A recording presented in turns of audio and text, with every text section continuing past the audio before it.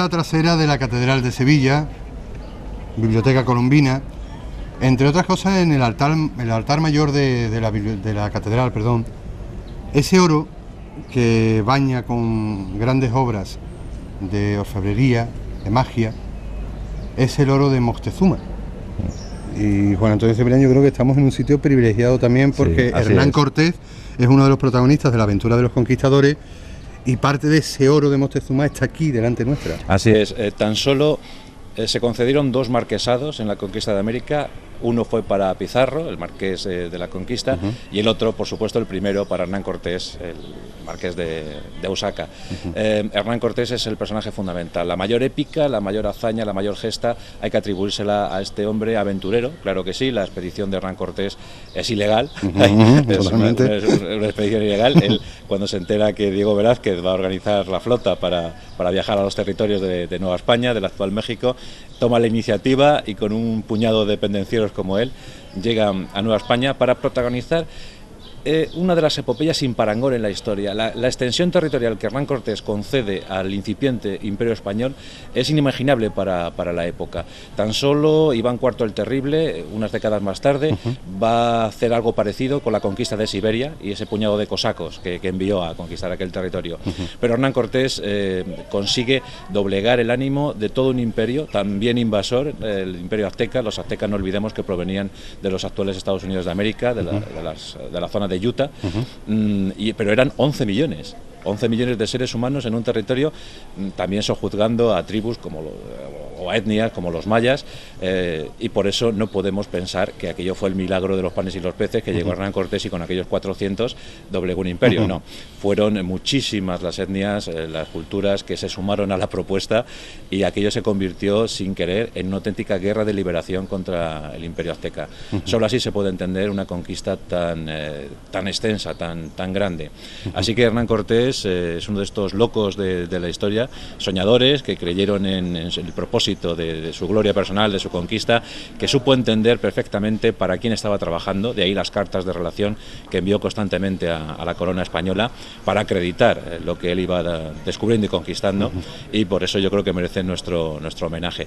Ahora llega la película protagonizada por Antonio Banderas, sí, y esperemos que le hagan el justo homenaje, porque la verdad es que la figura de Cortés ha sido vilipendiada por los revisionistas, por la historia. Siempre se ha pensado en él como un ser agresivo, tremendamente sanguinario, y no fue así, ni mucho menos.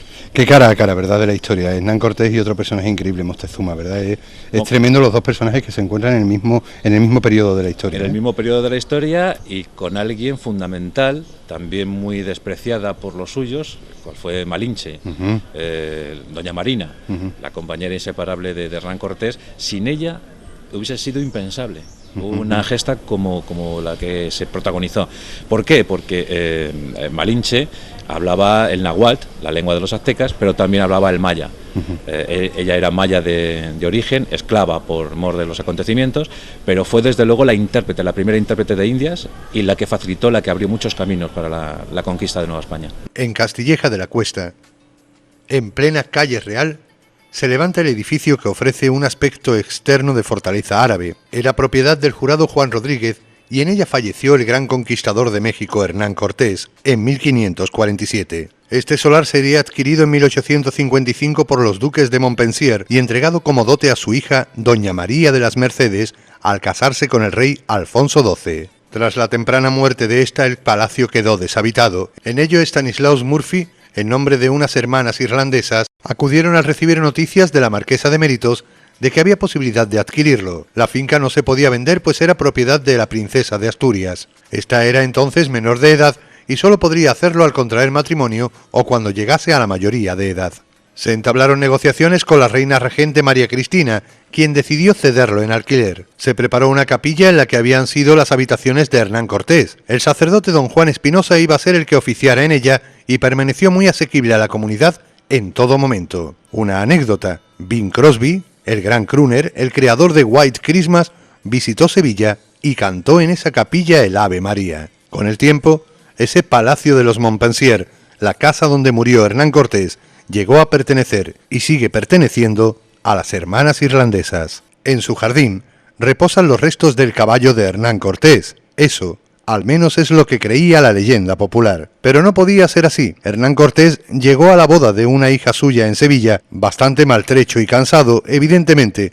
No podía hacerlo a caballo. Fue recogido por su amigo el señor Jurado con muy pocas pertenencias, y lógicamente su caballo no iba entre ellas. Cordobés, el caballo que está enterrado en ese jardín era el favorito del duque de Montpensier. Jamás estuvo ahí el caballo de Hernán Cortés. Una aledaña, una casa aledaña que pertenecía al señor Jurado, un señor de Castilleja de la Cuesta, amigo íntimo de Hernán Cortés. Mucha gente no sabe, hermana Victoria, La Saleta. La Saleta, un nombre muy italiano, un apellido muy italiano, ¿verdad? Es vasco-francés, pero soy jerezana, soy muy andaluza, desde hace muchísimos años. Igual, me llamo Colinet, sí. La gente dice, ¿tú eres? Sí. No, andaluz también. Andaluza. Y estamos en la habitación donde murió Hernán Cortés. Mucha gente piensa incluso que estaba enterrado aquí, de hecho estuvo enterrado cerca, en Santiponce, hasta que México pidió sus restos, ¿no? Pero lo que sí está claro que aquí, en esta habitación, murió Hernán Cortés. Efectivamente, ha sido restaurada la habitación, sin embargo, tiene recuerdos de él, tan como su escudo, el cuadro de sus batallas, parte de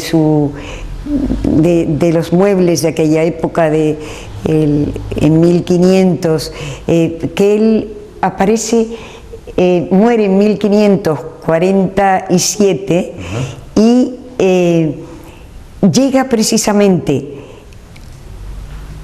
en su viaje, en su aventura a México, en 1509. O sea que ahora estamos en el 500 aniversario de ese viaje. 509 es cuando llega, mejor que bajo las órdenes del gobernador de Cuba, escapándose un poco del gobernador de Cuba. O sea que era tan aventurero y tan valiente, también tan valiente y tan aventurero, y con un afán de poder y de conquista, de manera que sin permiso de él, del gobernador de Cuba entonces Velázquez, zarpa para México, para la costa, con esa gran aventura de una conquista que no sabía él de qué dimensiones sería. Vamos a hablar, porque hemos tenido la suerte de charlar con la hermana Victoria un ratito, del joven Hernán Cortés. El joven Hernán Cortés primero fue un pillín, y de hecho fue un poco pillín ya el resto de su vida, ¿no? Y no empieza a ser navegante muchas veces por culpa de sus aferes sentimentales, ¿no? O sea que no se embarca cuando se quiere embarcar porque ha habido un lance en que se ha partido una pierna al caerse de un tejado con una chica, después va a Italia y también se entretiene antes de ir a Italia en motivos amorosos, y por fin embarca para las Américas, y está antes en la Española, y él está primero con Obando, y él, como se ha educado, porque tiene cultura, es un hombre diplomático, de manera que trata de alcanzar sus metas, no con la violencia, sino mucho con la diplomacia y con los ardides que tuvo.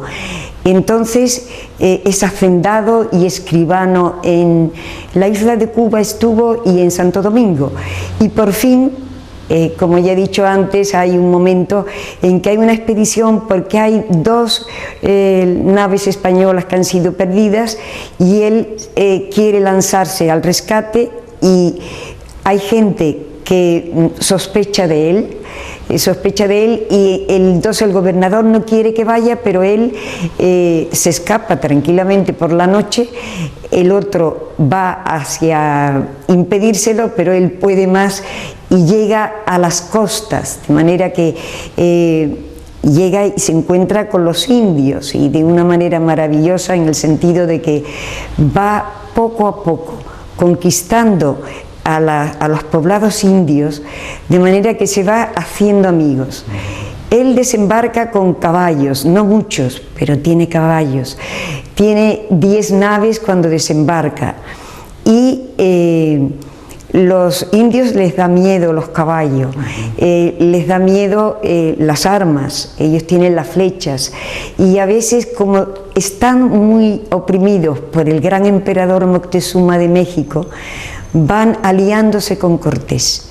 Entonces él, como hay unos partidarios de Velázquez que quieren hacerle volver a Cuba porque está ilegalmente haciendo la conquista, entonces lo que él hace es formar una ciudad, que es Veracruz.